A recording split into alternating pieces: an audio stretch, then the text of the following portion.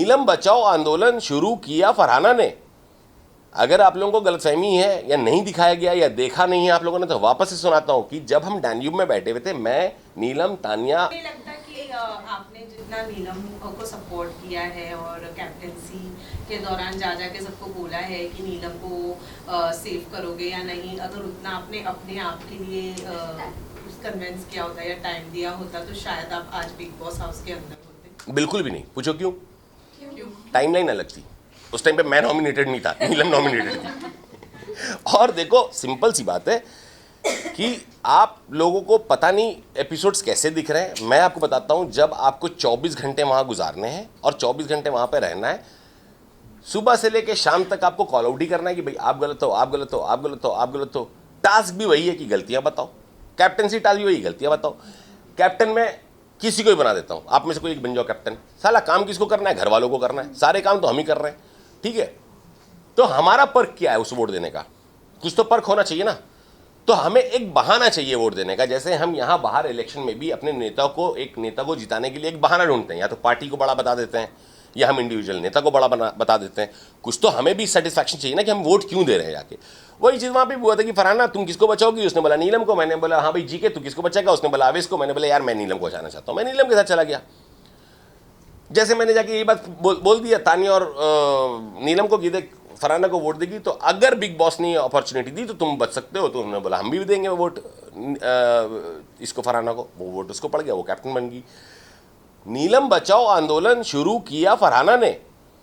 अगर आप लोगों को गलतफहमी है या नहीं दिखाया गया या देखा नहीं है आप लोगों ने, तो वापस से सुनाता हूं कि जब हम डैन्यूब में बैठे हुए थे, मैं, नीलम, तानिया, शाहबाज, तो ये बात उठी तो मैंने बोला रुको फरहाना को बुलाओ। फरहाना आती है। फरहाना से मैंने पूछा हाँ भाई 2 दिन के बाद कैप्टन बन चुकी थी। मैंने बोला अगर बिग बॉस ने ऑफर दिया तो तुम किसको बचाने वाली हो? जबकि मुझे ये पूछना भी गलत था, फिर भी क्योंकि तानिया और नीलम बार बार पूछ रही थी तो मैंने बुला के पूछा।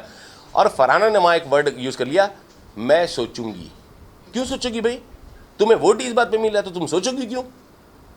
उस बात को लंबा खींच दिया कि 2-2.5 घंटे। तो बिग बॉस ने बोला अगर नीलम बचाओ आंदोलन खत्म हो गया तो बोलो। तो भाई हमारे पास और काम क्या है बताओ? तो बिग बॉस को बोलो हम यूक्रेन और रशिया वार रुकवाएंगे, फिर भेजें हमें पेपर, हम देखते हैं फिर किसकी गलती है, पुतिन की गलती की सामने वाली गलती है। जब साले मुद्दई सूजी के हलवा, 1 चम्मच घी, तानिया का वोट, फलाना का ढोट इसी पे चल रहा है, तो बात क्या करेंगे? दिन तो काटना है ना दोस्त, पूरा दिन काटना है, क्या करेंगे? और वहीं दिमाग लग रहा है। अब आदमी बोलता है यार दिन भर तुम कैप्टनसी के इसमें लग गए। भाई डेमोक्रेसी का सीजन है, किस पे लगूं? नंबर्स तो चाहिए लोगों के, सीजन डेमोक्रेसी का है, हर कुछ वोट पे होना चाहिए था। फिर वो हुआ भी नहीं, वहां पे भी खेल गए बिग बॉस।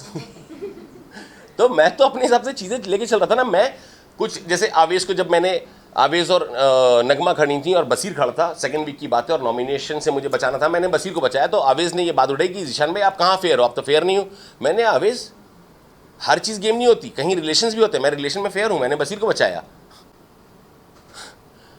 अशनूर और नगमा बाद में गई तो किसको बचाई? अभिषेक को बचाई। अमाल को बाहर कर दिया, अभिषेक को और प्रणीत को बचाया।